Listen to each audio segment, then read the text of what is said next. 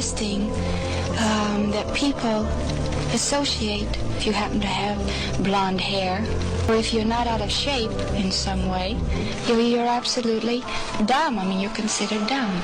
Cette meuf, on connaît tous son visage, mais moins son combat. Derrière la blonde iconique de Hollywood, il y a une femme bien plus badass que ce que tu crois. Aujourd'hui, dans Un jour une meuf, on va parler de Marilyn Monroe.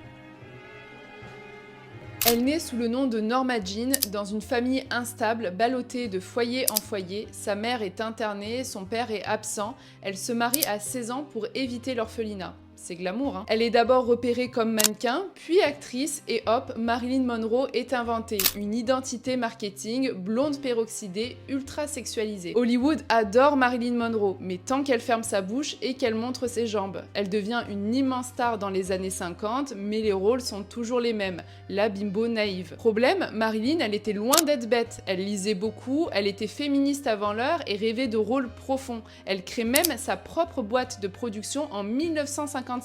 Ce qui était rarissime à l'époque pour une femme. Elle souffre de dépression, de fausses couches, d'une énorme pression médiatique et d'un corps médical qui la gave de médoc. Elle est piégée dans une image qu'elle n'a plus envie de jouer. Et côté cœur, des mariages avec Joe DiMaggio et Arthur Miller, des rumeurs sur les Kennedy, mais surtout une immense solitude. En 1962, elle meurt à 36 ans, officiellement d'une overdose, théorie du complot, silence politique. Bref, une légende floue comme sa vie. Et aujourd'hui, on la redécouvre vraiment. Pas seulement une icône, mais une meuf brillante, piégée dans une époque où on n'acceptait pas que les femmes pouvaient être sexy et intelligentes. Marilyn Monroe, c'est pas juste du rouge à lèvres et une robe qui vole, c'est une femme qui a voulu briser le rôle qu'on lui avait écrit.